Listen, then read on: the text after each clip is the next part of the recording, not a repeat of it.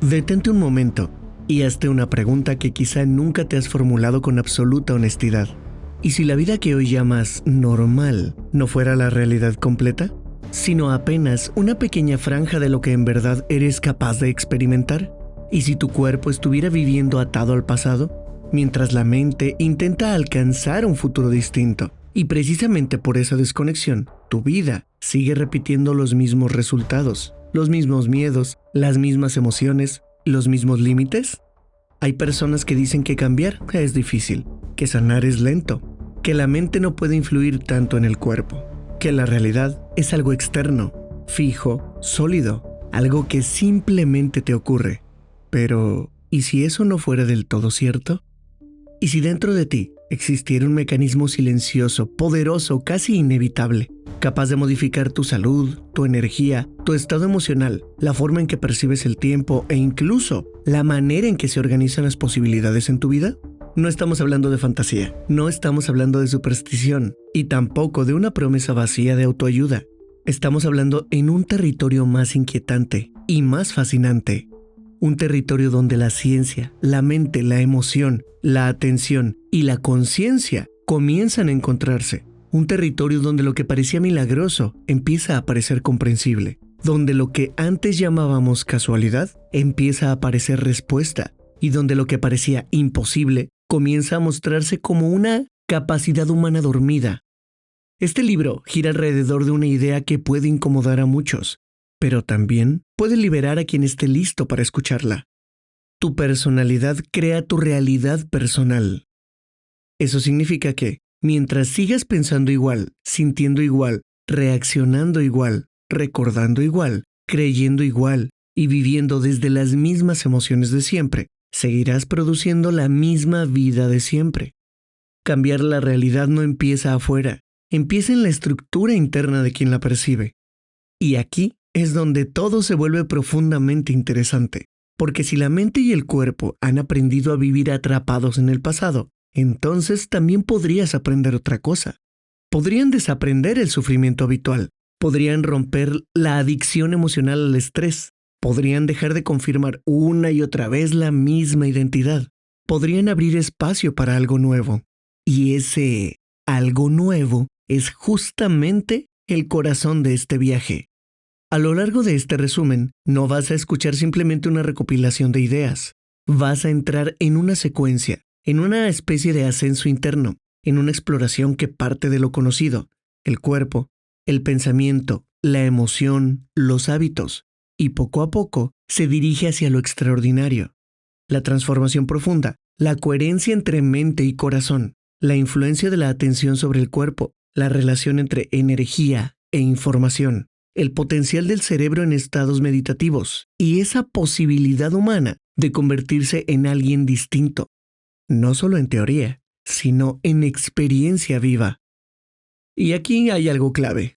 Muchas personas escuchan este tipo de ideas y sienten emoción por unos minutos, pero después vuelven exactamente al mismo modo de pensar, de preocuparse, de reaccionar. ¿Por qué?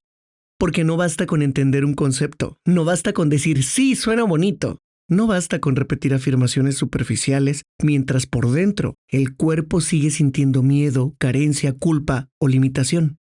El verdadero cambio ocurre cuando una nueva mente comienza a entrenar un cuerpo nuevo y cuando una nueva emoción empieza a volverse más real que la emoción del pasado.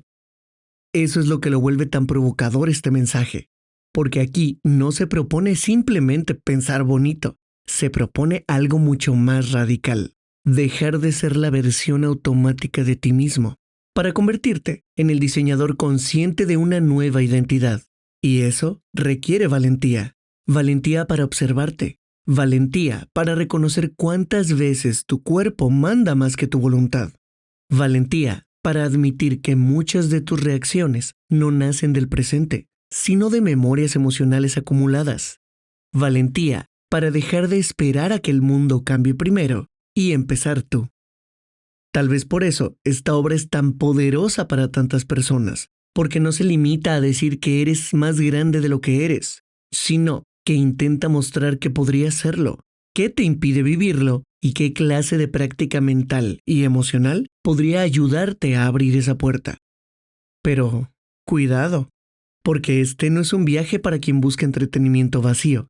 Este es un viaje para quien sospecha que la conciencia humana no ha mostrado todavía todo su potencial, para quien siente que hay una inteligencia más grande operando detrás de la materia, para quien intuye que la vida podría responder de formas sorprendentes cuando una persona deja de emitir el mismo patrón de siempre. Y quizá la pregunta más importante no sea si estas ideas te parecen interesantes.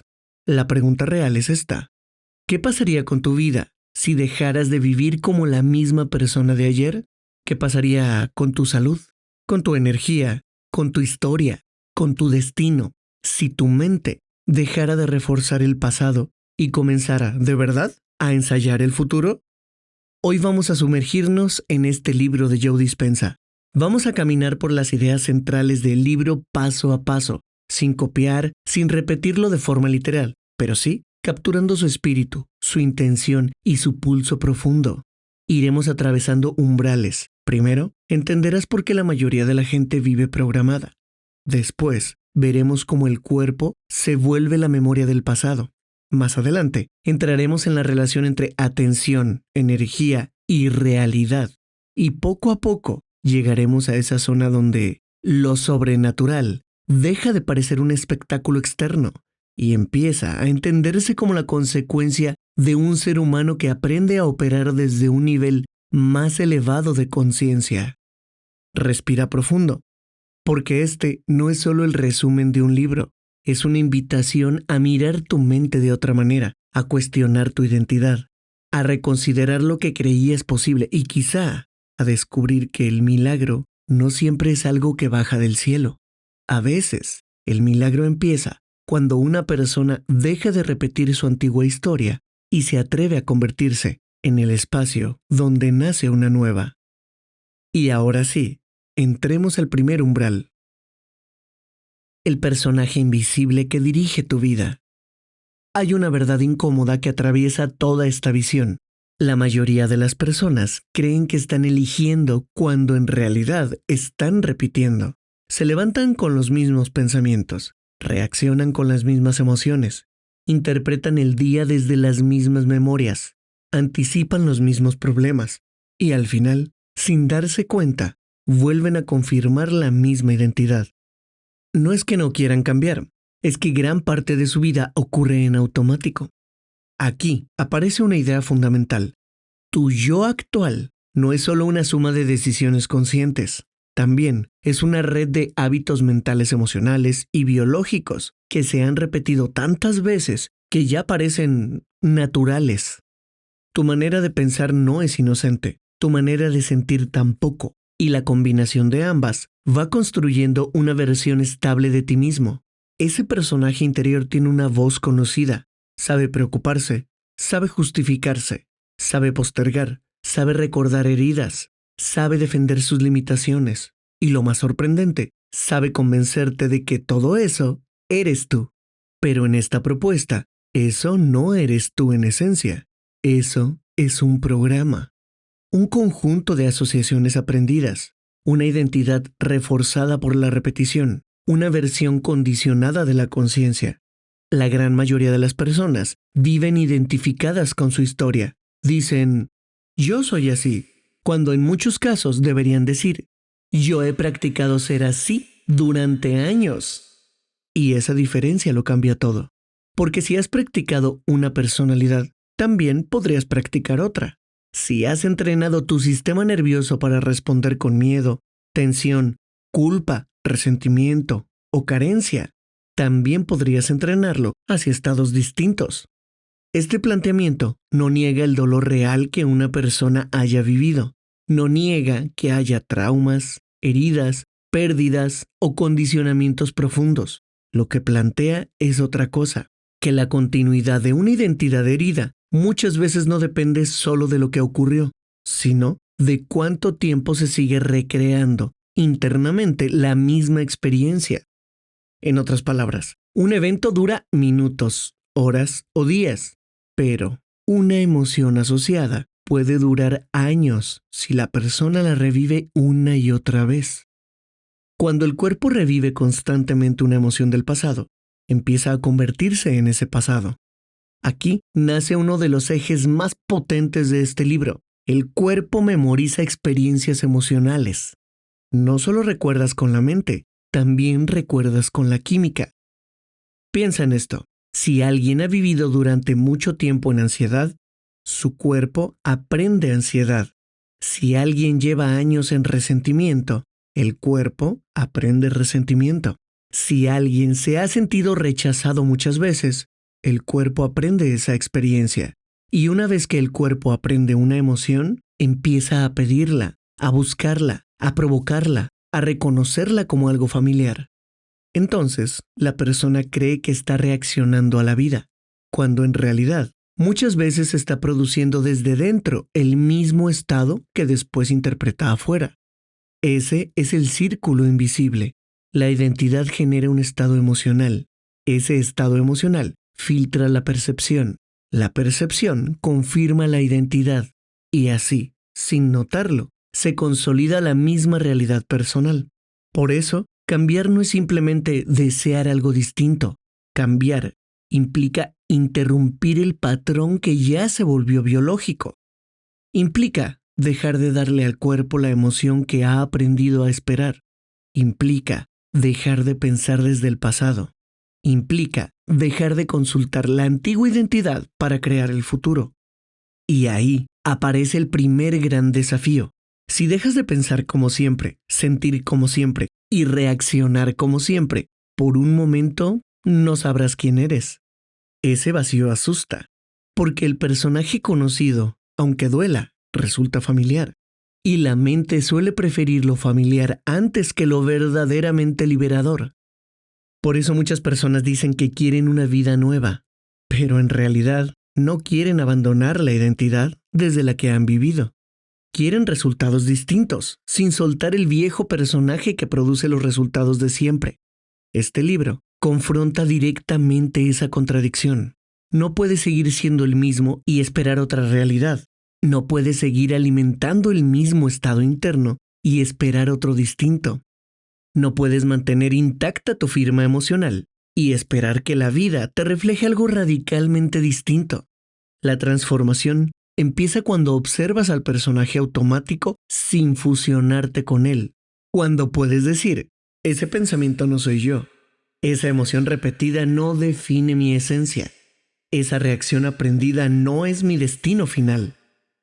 Ese instante de observación ya es una grieta en el programa, y por esa grieta empieza a entrar la posibilidad. Pero entender que vivimos en automático es apenas el inicio, porque todavía falta descubrir algo mucho más profundo. ¿Cómo fue que ese programa tomó tanto poder? ¿Cómo logró el cuerpo convertirse en un archivo vivo del pasado? Y sobre todo, ¿por qué a veces parece que el cuerpo manda más que la mente? Lo que viene ahora abre una puerta inquietante, porque quizá el verdadero obstáculo para cambiar no está solo en tus pensamientos, sino en la lealtad química que tu cuerpo siente hacia tu antigua historia. Cuando el cuerpo se convierte en el pasado. Muchas personas creen que recuerdan con la mente, pero, en realidad, una gran parte de su historia se almacena también en el cuerpo. Cada experiencia intensa deja una marca, no solo como imagen o recuerdo mental, sino como emoción, tensión, postura, respiración, expectativa, química. El cuerpo no habla con palabras, habla con sensaciones. Y cuando una emoción se repite demasiadas veces, el cuerpo ya no necesita que ocurra el evento original para sentirla. La reproduce por costumbre. Ese es un punto decisivo. Imagina a alguien que ha vivido mucho tiempo bajo presión. Aunque un día no exista un problema real frente a él, su cuerpo puede seguir produciendo la química del estrés como si el peligro todavía estuviera presente. El corazón se le acelera, la respiración se acorta, la mente se pone en alerta, la atención se estrecha y así reacciona a memorias internas como si fueran hechos actuales. Esto significa que muchas personas no viven en el presente, Viven una interpretación biológica del pasado. Su sistema nervioso no está respondiendo a la hora, sino a una programación anterior. Y cuando el cuerpo entra repetidamente en estos estados, termina entrenando a la mente para pensar de acuerdo con ellos. Aquí ocurre algo fascinante y preocupante a la vez. Las emociones no son solo consecuencias de pensamientos, también pueden convertirse en causas de pensamientos. Una persona se siente mal y luego piensa desde ese malestar. Se siente insuficiente y desde ahí interpreta todo. Se siente herida y desde ahí ve la conducta de los demás. Se siente en carencia y desde ahí proyecta el futuro. Así, el cuerpo no solo almacena el pasado, también influye en la forma de imaginar el porvenir.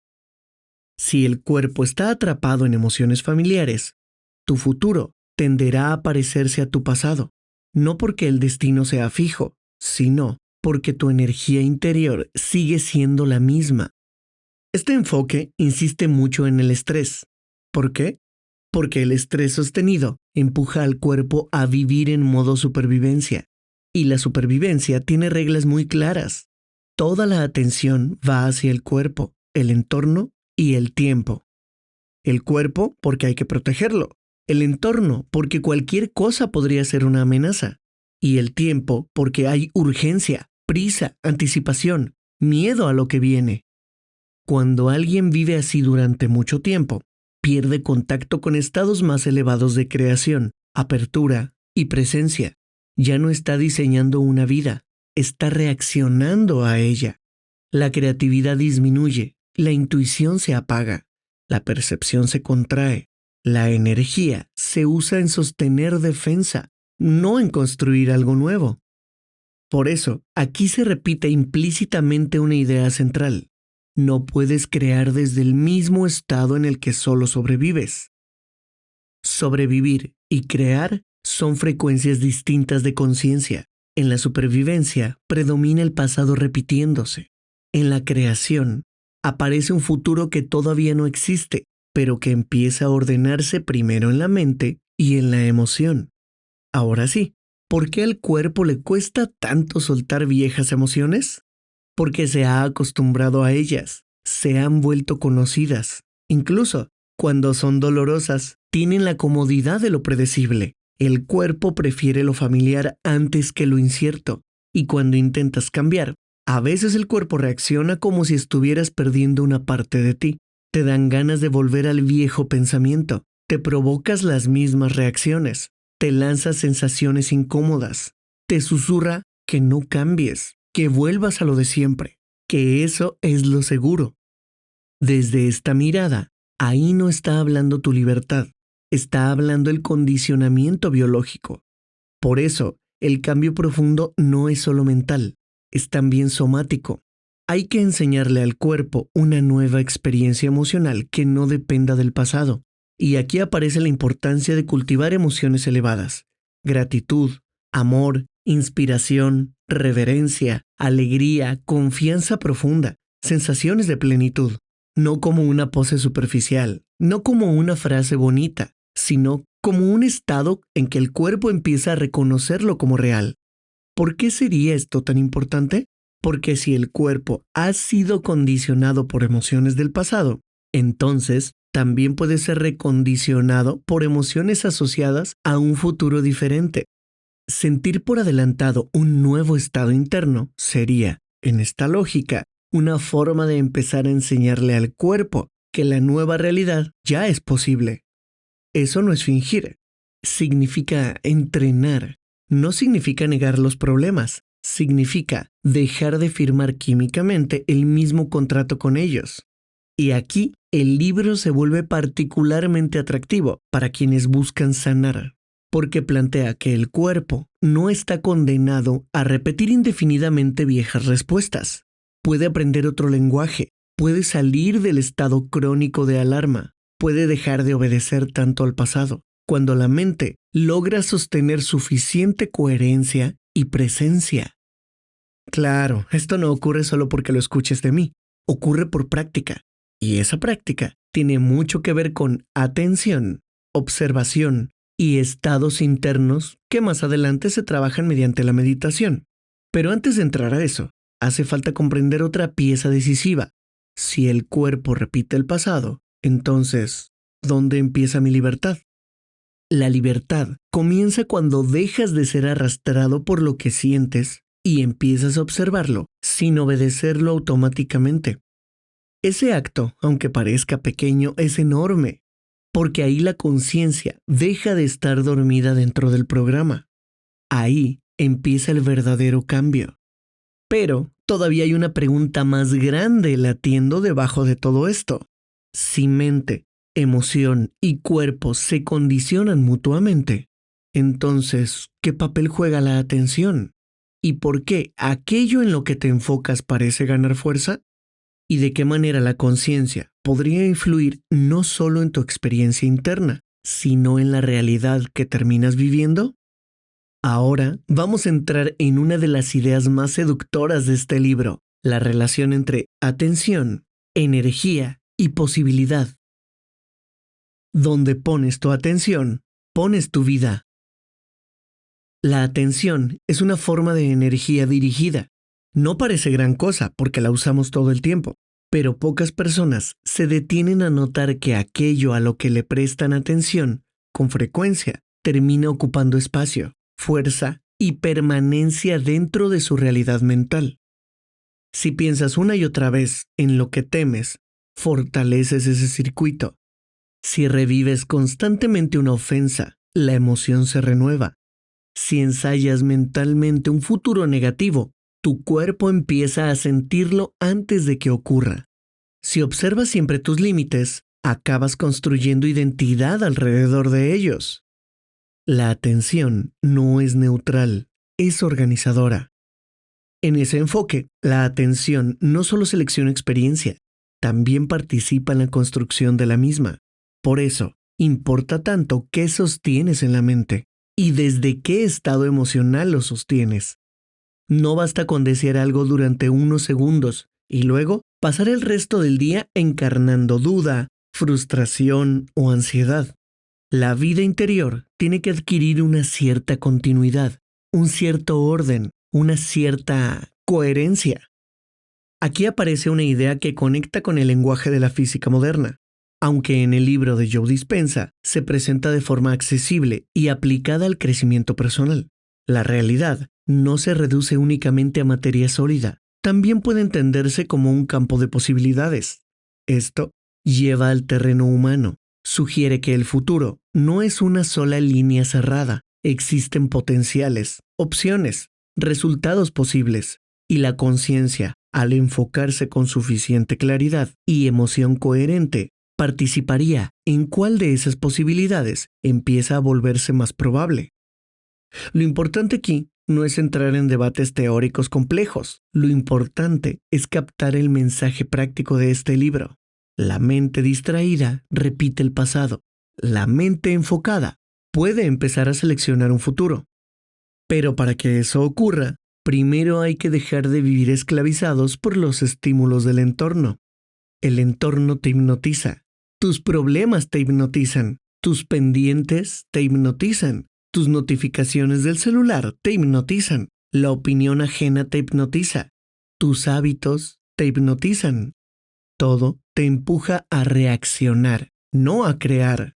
Y cuando reaccionas de manera constante, tu atención se va fragmentando. Pierdes energía mental, pierdes profundidad, pierdes dirección.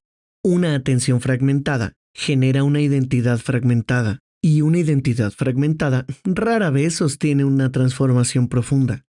Por eso, en esta visión, se valora tanto la capacidad de dirigir la conciencia voluntariamente. No como control rígido, sino como una maestría interior.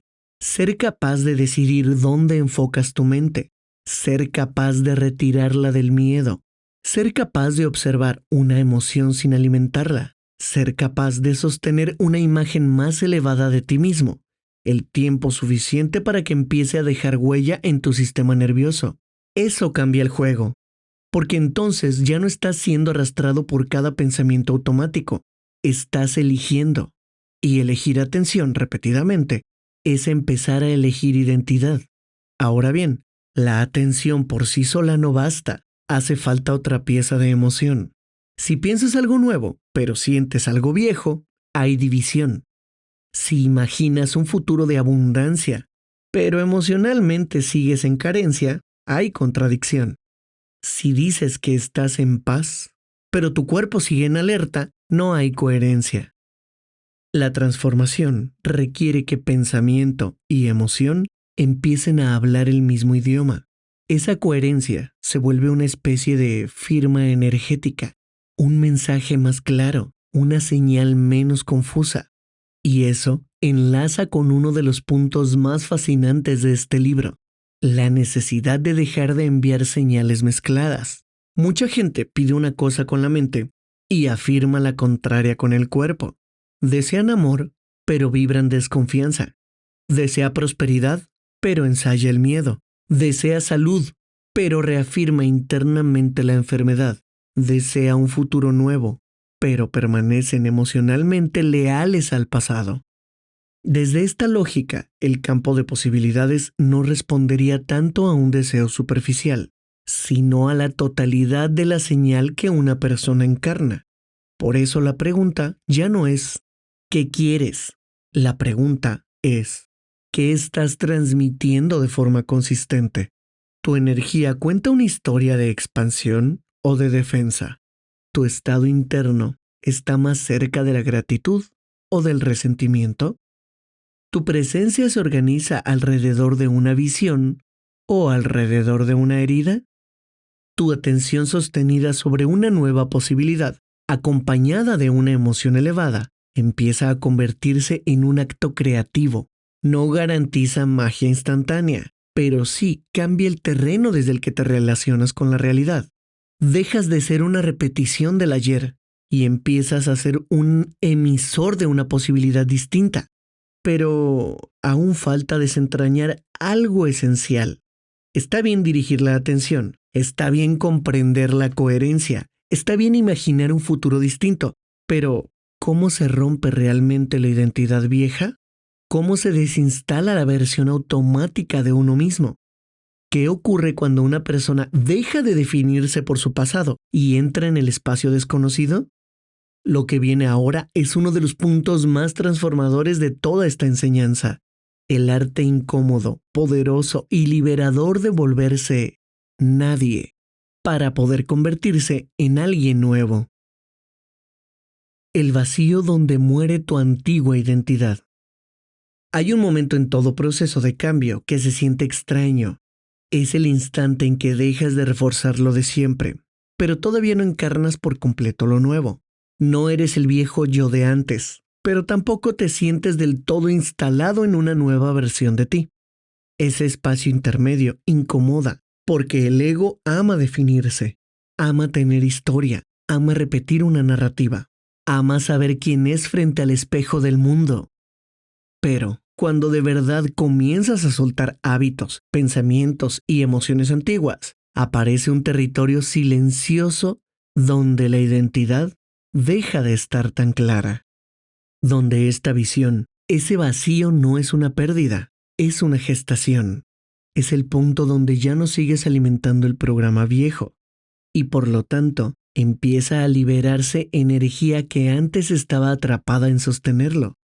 La mayoría de las personas evita ese vacío, se apresuran a llenarlo, buscan distracciones, vuelven a la misma emoción, retoman el viejo conflicto, se reenganchan con el drama conocido. ¿Por qué? Porque el vacío les hace sentir incertidumbre y el yo condicionado prefiere el sufrimiento familiar antes que la libertad desconocida. Aquí se entiende por qué muchas prácticas de silencio, introspección y meditación resultan tan desafiantes al principio. No solo porque te cuesta concentrarte, sino porque en el fondo obligan a la persona a encontrarse sin sus viejas referencias. Ya no puede esconderse tanto en el ruido externo. Ya no puede justificarse tan fácil. Ya no puede sostener la ilusión de que sus reacciones son inevitables. En este espacio aparece algo poderoso, la posibilidad de observar la maquinaria interna. Ves el pensamiento repetitivo antes de convertirte en él. Ves la emoción antes de obedecerla, ves el impulso antes de actuarlo, y esa observación consciente empieza a debilitar la identificación.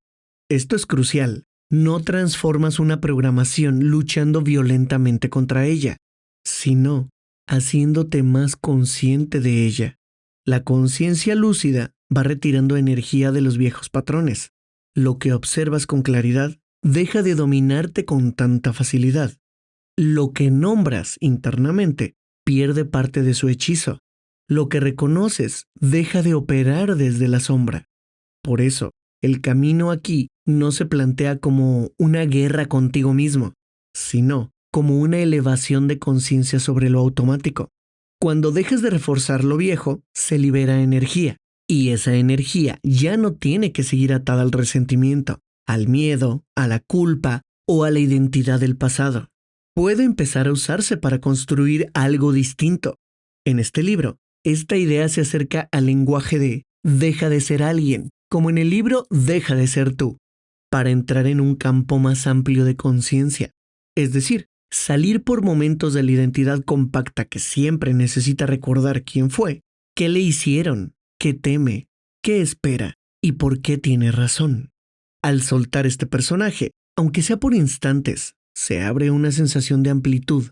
Menos historia, más presencia. Menos defensa, más posibilidad.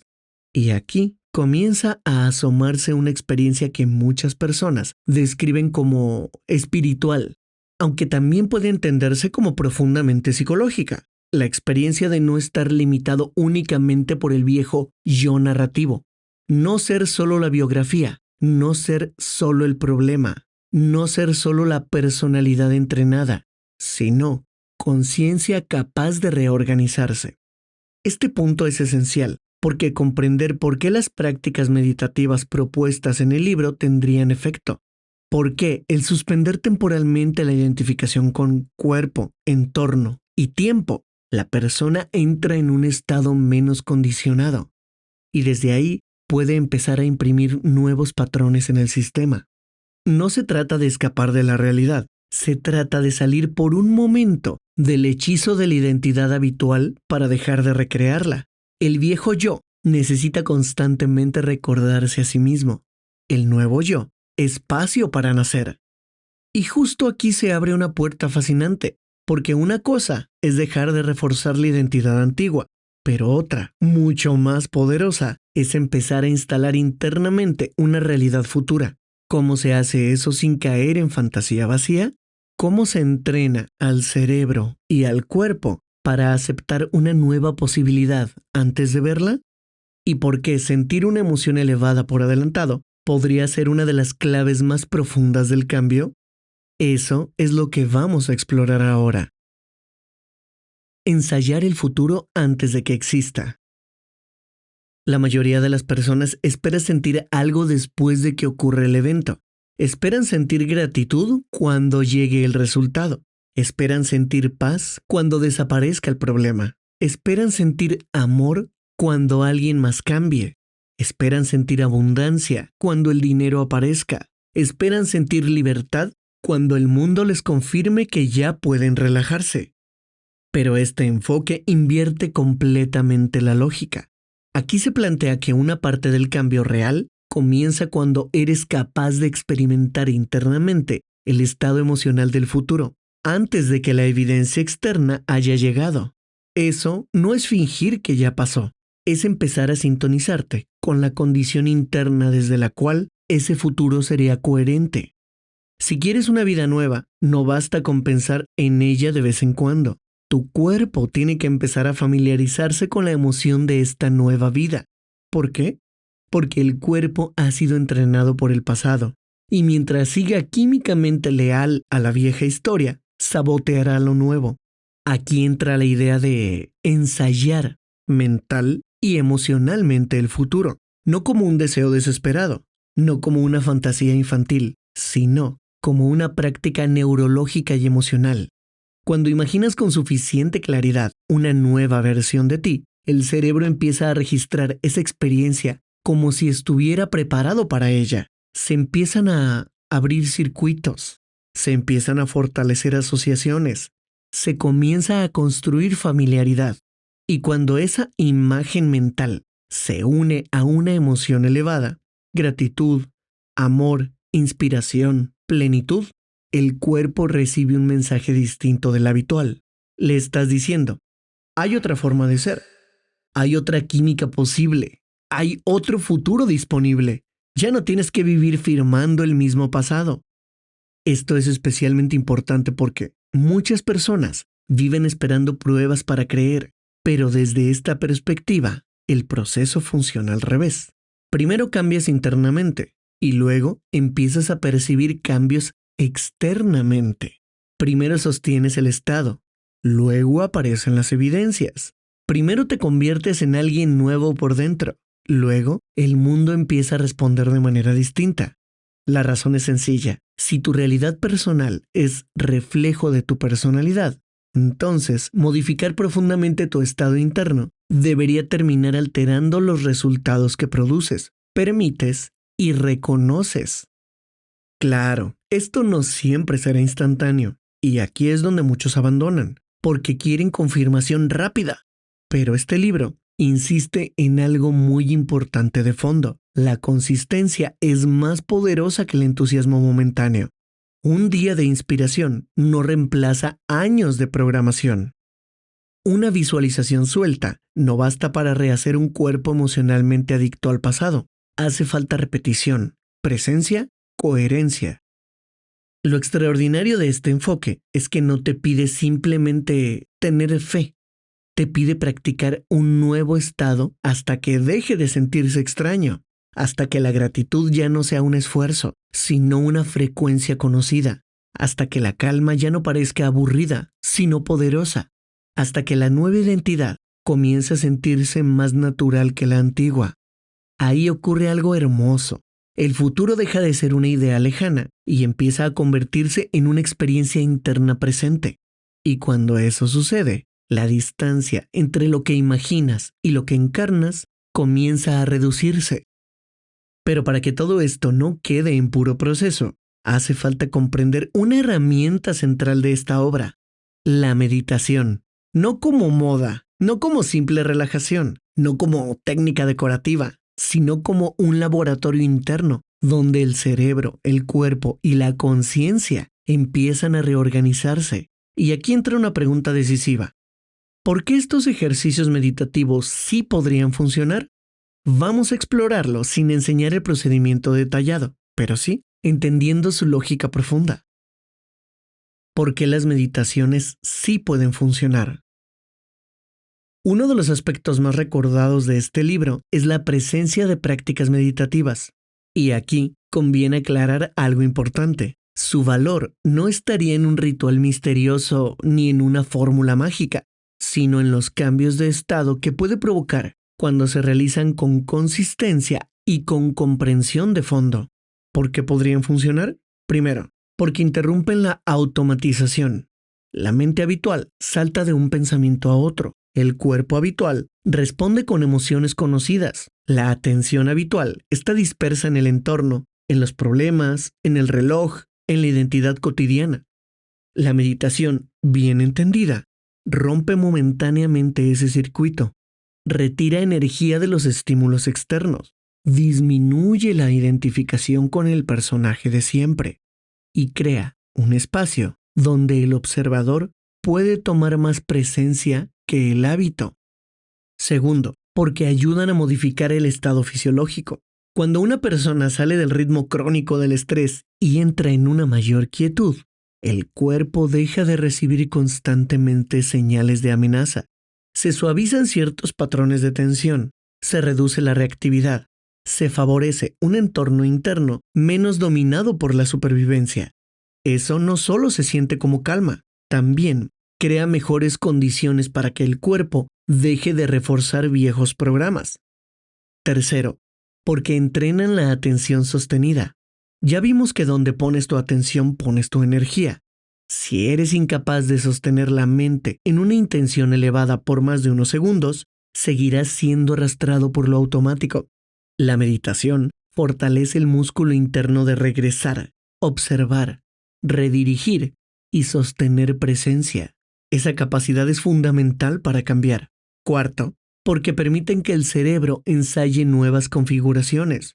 Cuando una persona contempla una nueva identidad, nuevas posibilidades y emociones elevadas desde estados de mayor coherencia, está empezando a crear familiaridad neurológica con lo que antes era ajeno. El cerebro aprende por repetición, atención y experiencia, y una meditación coherente puede combinar las tres.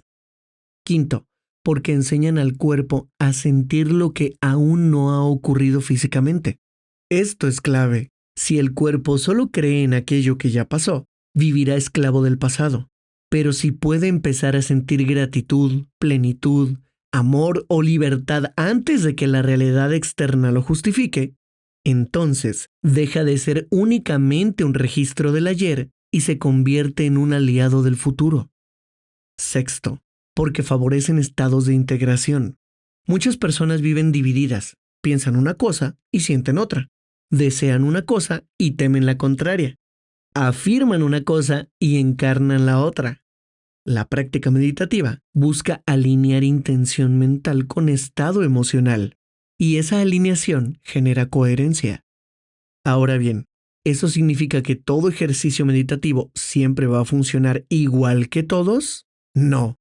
Depende de la constancia, la profundidad, el nivel de presencia, el contexto interno de la persona y la forma en que se involucra. Entonces, depende de ti. También depende de que no se convierta en un acto mecánico, porque meditar sin presencia real puede convertirse en otro hábito vacío. Lo que vuelve valiosas estas prácticas que vas a encontrar en mi canal de meditaciones, según la filosofía de este libro, es que combinan observación, regulaciones del cuerpo, atención enfocada, desidentificación del viejo yo y cultivo deliberado de estados elevados. No es solo relajarse, es reentrenarse. No es solo cerrar los ojos, es salir del dominio de los programas automáticos. No es solo sentirse bien, es dejar de firmar con tu biología la misma historia repetida. Y por eso muchas personas reportan cambios profundos cuando practican de forma seria. Existen muchos testimonios en los comentarios de mis videos de meditación, no porque haya un truco secreto, sino porque están alterando varios niveles a la vez: cognitivo, emocional, fisiológico, atencional e identitario. Ese es el punto importante. Pero si todo esto es tan poderoso, aparece una objeción inevitable. ¿Por qué entonces tanta gente sigue atrapada en lo mismo? ¿Por qué cuesta tanto sostener el cambio? ¿Por qué, incluso después de entender estas ideas, el viejo yo vuelve a jalar con fuerza? La respuesta se encuentra en un enemigo silencioso, invisible y cotidiano, uno que casi todos alimentan sin darse cuenta: la adicción al estrés y a las emociones conocidas. La adicción silenciosa al sufrimiento conocido. A primera vista, parece absurdo pensar que alguien puede estar adicto a estados que le hacen daño. Pero si observas con cuidado, verás que muchísimas personas repiten emociones dolorosas como si fueran una segunda naturaleza, no porque las amen, sino porque las conocen. El estrés, la preocupación, la indignación, la culpa, la tristeza crónica, la frustración, el drama, todo eso puede volverse químicamente familiar. El cuerpo aprende a reconocer esas sustancias como normales, y cuando intentas entrar en calma, a veces el sistema interpreta esa paz como algo extraño. Por eso, algunas personas no toleran el silencio, no toleran la quietud, no toleran una temporada sin conflicto, buscan problemas, anticipan dificultades o reactivan viejas historias. No porque conscientemente lo deseen, sino porque su biología se ha adaptado a un cierto nivel de activación. Aquí el libro toca una intuición muy potente. Hay seres humanos que no solo piensan en sus problemas, sino que obtienen identidad de ellos. Ser la víctima les da consistencia. Ser el ofendido les da narrativa. Ser el estresado les da la sensación de importancia. Ser el que siempre lucha les da un personaje. Y soltar esa emoción no es tan fácil, porque implica soltar también la identidad asociada. Por eso, cambiar puede sentirse como una experiencia de abstinencia. No una abstinencia de sustancias externas, sino de emociones habituales.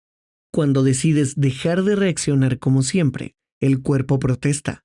Pide el viejo químico, busca el viejo pensamiento, provoca la vieja emoción para volver a sentirse en casa.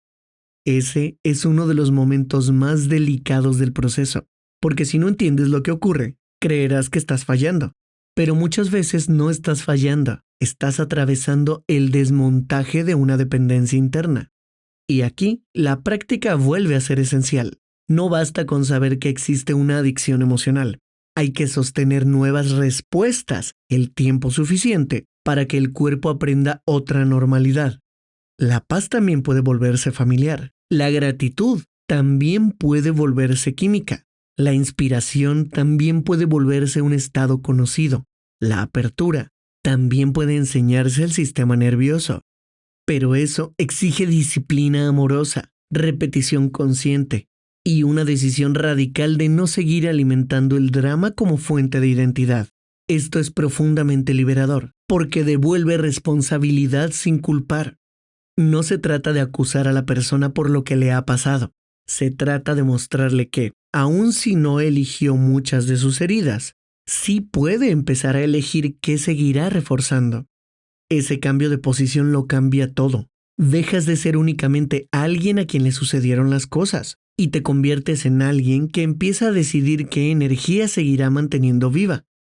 Hasta aquí ya se dibuja un mapa potente. La identidad automática, el cuerpo como memoria del pasado, la atención como energía, el vacío de la transformación, el ensayo emocional del futuro y la liberación del estrés conocido. Pero todavía falta una pieza luminosa, quizá la más hermosa de todas. Las emociones elevadas.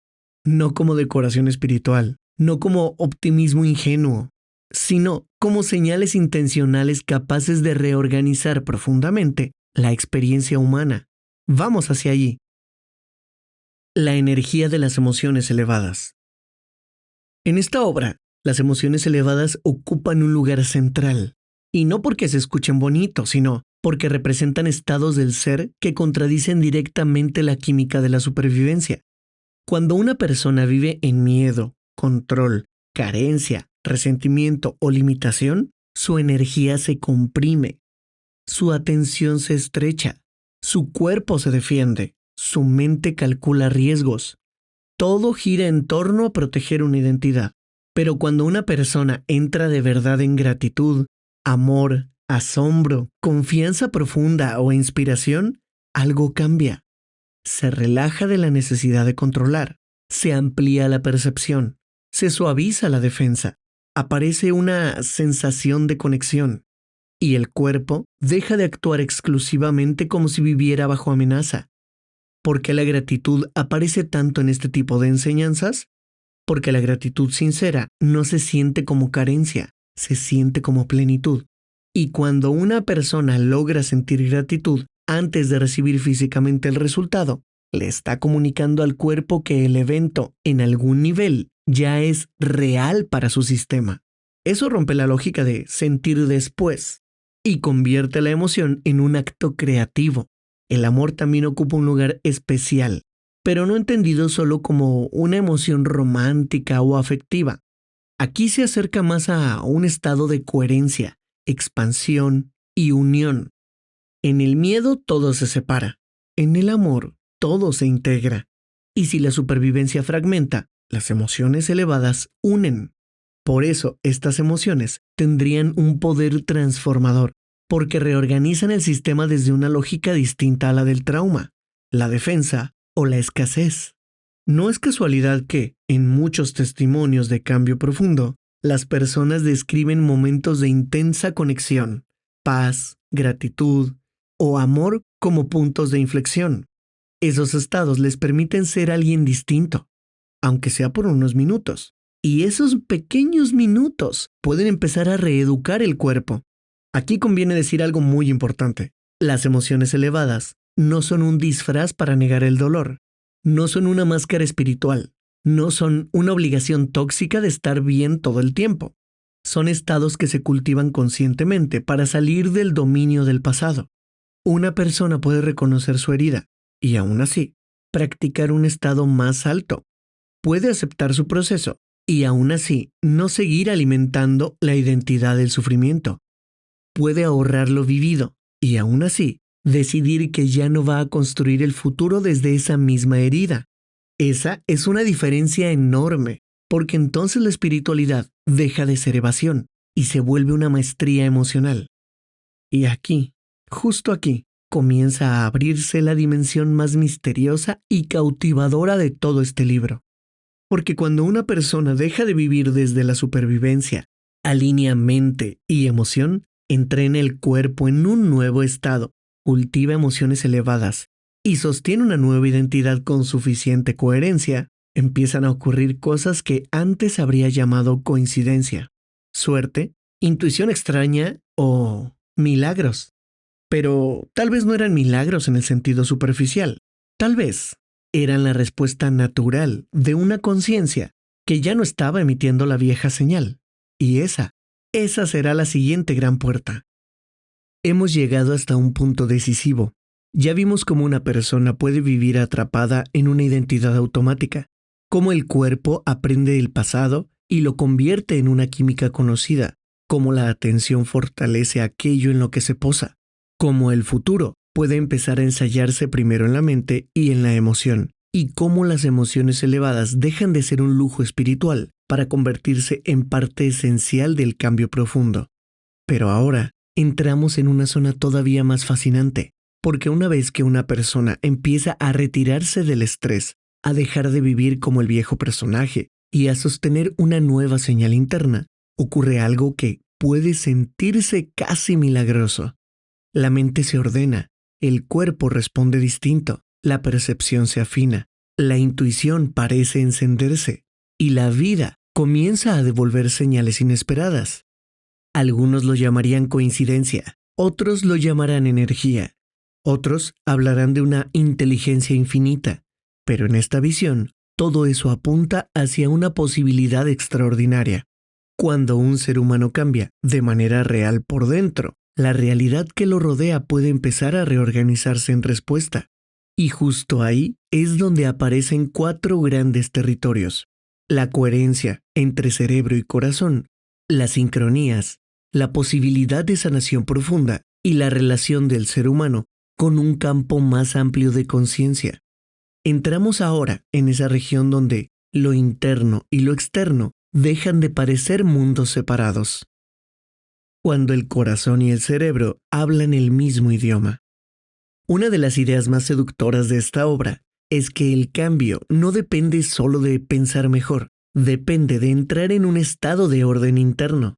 No basta con tener buenos pensamientos si emocionalmente sigues fragmentado.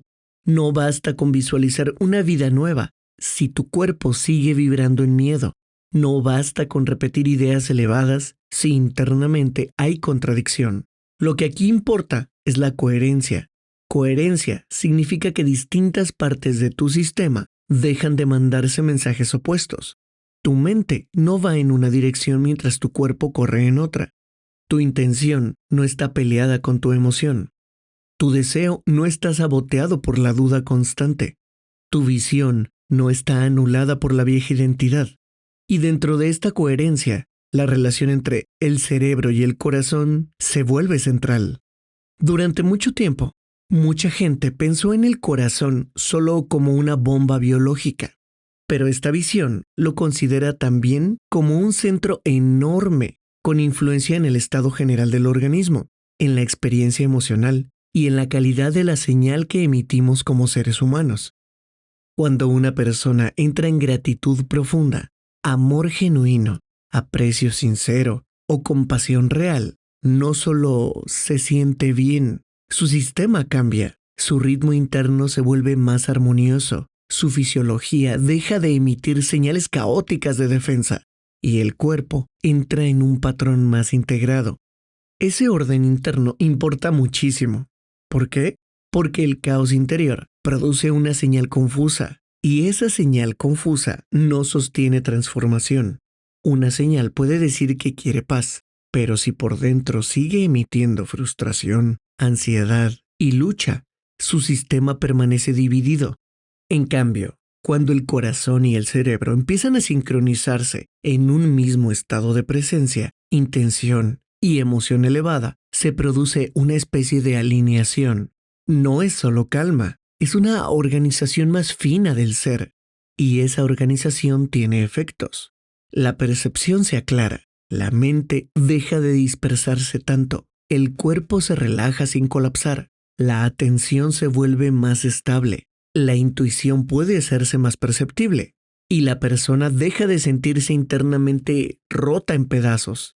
Esta coherencia también explicaría por qué ciertos momentos de gratitud profunda o amor expansivo parecen tener un poder tan transformador, porque en esos momentos el ser humano deja de operar desde la división. Ya no está pensando una cosa y sintiendo otra, ya no está sobreviviendo, ya no está emitiendo caos, está unificado. Y cuando un ser humano se unifica, su presencia cambia. A veces, eso se nota incluso sin palabras.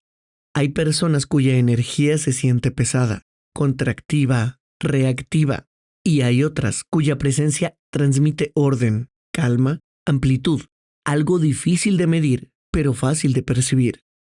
Desde esta filosofía, esto no es causal, es la consecuencia de estados internos repetidos.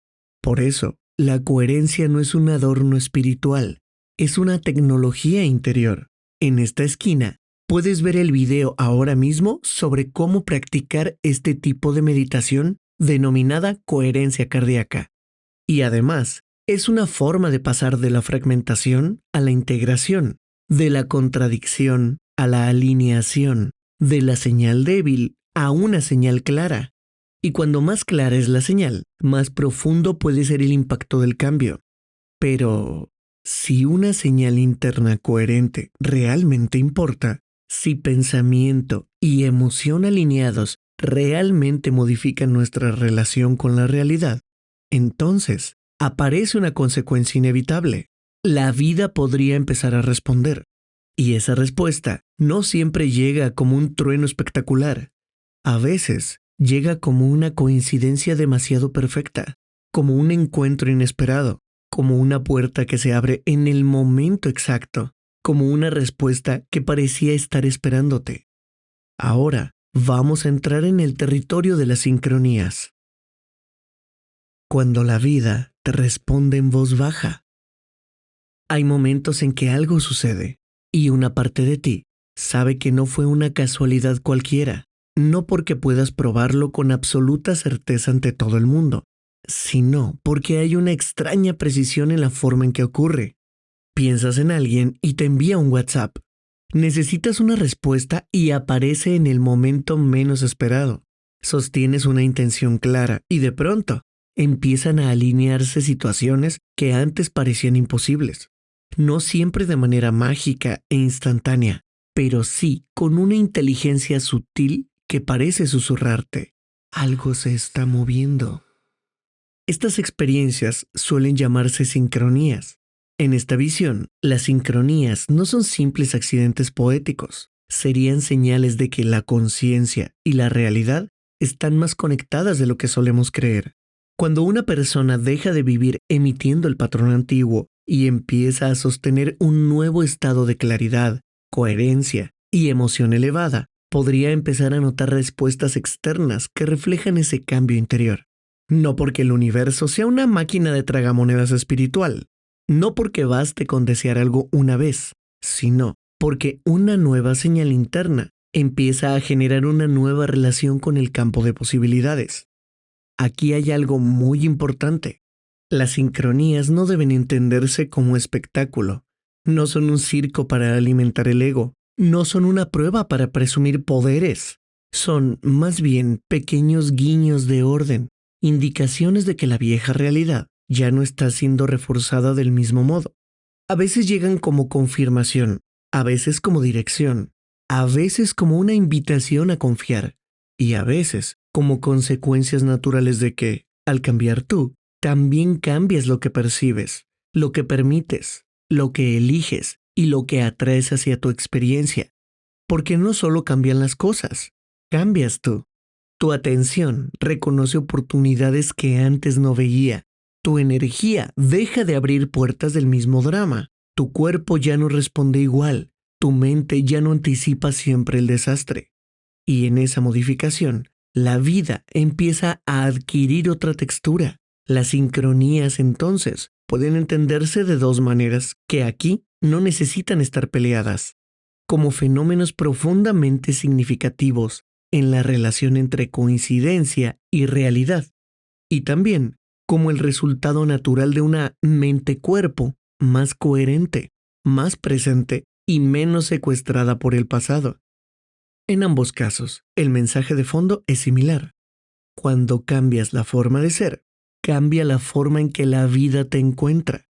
Pero si la vida puede responder con sincronías, hay una posibilidad aún más impactante que atraviesa esta obra: la sanación. No solo emocional, no solo mental, sino sanación física en algunos casos y transformación biológica profunda en otros.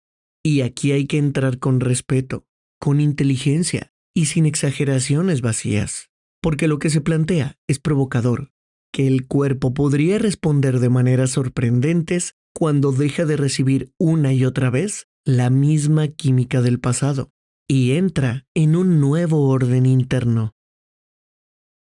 La posibilidad de sanar desde un nuevo estado del ser. La sanación es uno de los temas más delicados y más potentes dentro de este libro, y conviene abordarlo con claridad. No se trata de venderte fantasías irresponsables. No se trata de culpar a alguien por tu enfermedad. No se trata de decir que todo se resuelve simplemente pensando bonito. Lo que aquí se propone es algo más serio y más profundo. Que el cuerpo no es una máquina aislada de la mente. Que el entorno químico interno importa. Que el estrés crónico deteriora. Que las emociones sostenidas afectan la biología. Y que un cambio profundo y repetido en el estado del ser puede crear condiciones internas más favorables para reparación, regulación y transformación. Si el cuerpo ha vivido durante años firmando una química de miedo, lucha, agotamiento o resentimiento, eso no puede ser irrelevante. Y si el cuerpo aprende a salir de ese estado y a vivir más tiempo en coherencia, calma, gratitud, amor y presencia, eso tampoco puede ser irrelevante. Aquí la idea no es que la mente domine mágicamente toda materia en cualquier circunstancia. La idea es que la mente, emoción, sistema nervioso, hormonas, inmunidad, energía y percepción forman parte de una red profundamente interconectada. Cambiar esa red desde su centro puede tener efectos que muchas personas subestiman. Por eso, en el libro aparecen relatos de transformación y recuperación que buscan mostrar justamente esa posibilidad, que cuando una persona deja de seguir siendo el mismo cuerpo del pasado, el organismo puede comenzar a responder de forma nueva. ¿Qué sería entonces sanar visto desde aquí? En un nivel, sería dejar de vivir continuamente produciendo las condiciones internas que sostienen el desequilibrio. En otro, sería enseñarle al cuerpo que ya no vive permanentemente en guerra. Y en un nivel todavía más profundo, sería reconectar con una inteligencia reguladora que parece ir más allá del pensamiento lineal y que podría operar con más libertad cuando el ruido del viejo yo se reduce. La sanación no solo tendría que ver con corregir síntomas, también tendría que ver con salir de una identidad, porque a veces una persona no solo tiene una enfermedad, también ha construido identidad alrededor de ella, ha organizado su mundo emocional alrededor de la herida, ha pasado tanto tiempo sintiéndose limitada por el problema que ya no recuerda cómo se siente ser otra cosa. Y si la identidad no cambia, el cuerpo sigue recibiendo el mismo mensaje. Por eso, aquí la transformación biológica se relaciona con la transformación del ser, no como poesía vacía, sino porque el cuerpo escucha constantemente la firma de la conciencia que lo habita. Si lo habitas con miedo, recibes miedo. Si lo habitas con derrota, recibes derrota. Si lo habitas con resentimiento, recibirás resentimiento. Si empiezas a habitarlo con coherencia, gratitud, presencia y una nueva visión de ti, recibe un mensaje distinto. Eso no invalida la medicina, el acompañamiento profesional ni el cuidado responsable, pero sí amplía radicalmente la conversación. Te recuerda que la sanación no solo ocurre en procedimientos externos, también puede verse favorecida por una revolución interna. Y todo esto conduce a una idea todavía más vasta.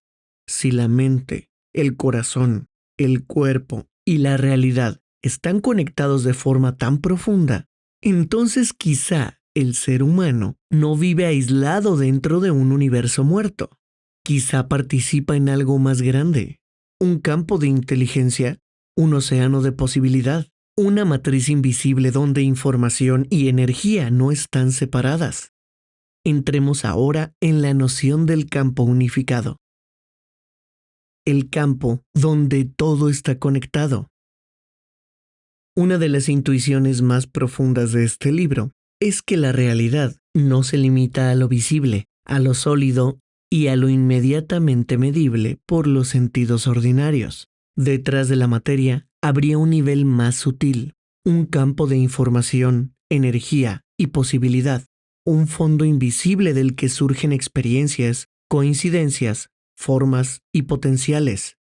Puedes llamarlo de muchas maneras: campo cuántico, inteligencia universal, mente superior, coincidencia expandida, matriz de posibilidades.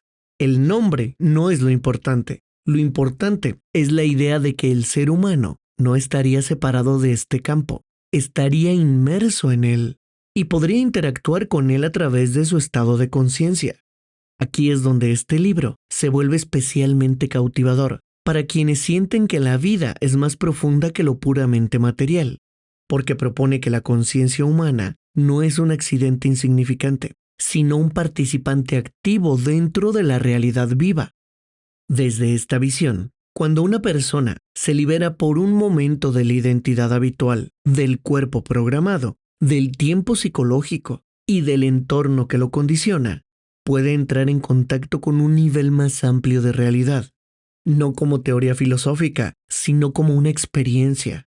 Este contacto suele describirse como una paz inmersa, sensación de unión, expansión, claridad, amor no condicionado, intuición aguda o percepción de una inteligencia mayor.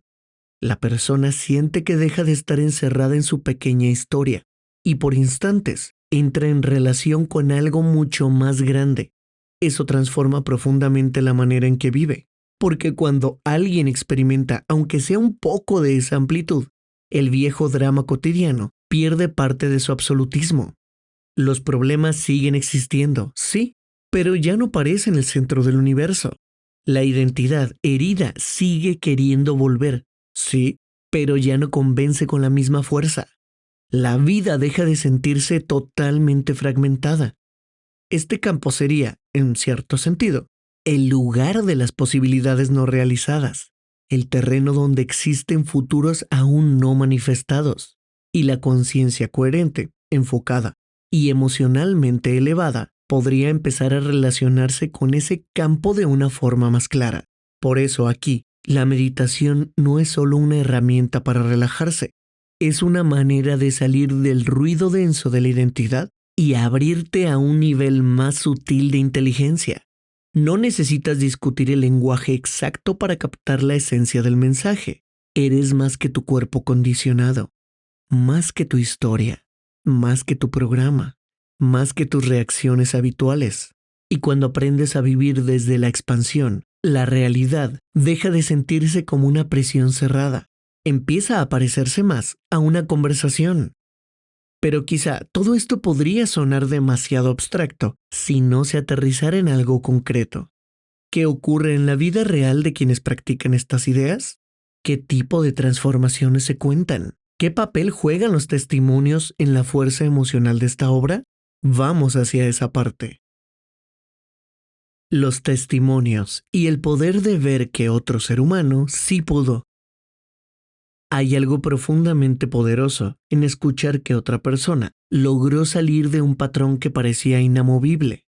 No porque debamos copiar su historia al pie de la letra, no porque todos los procesos sean iguales, sino porque los testimonios rompen el hechizo de lo imposible. Cuando alguien cuenta que dejó atrás años de sufrimiento emocional, que transformó su forma de vivir, que mejoró su salud, que recuperó sentido, que sintió una conexión profunda con algo mayor, lo que realmente se enciende en quien escucha no es solo curiosidad, es permiso. Permiso para imaginar que uno también podría cambiar. Permiso para dejar de adorar la narrativa del límite.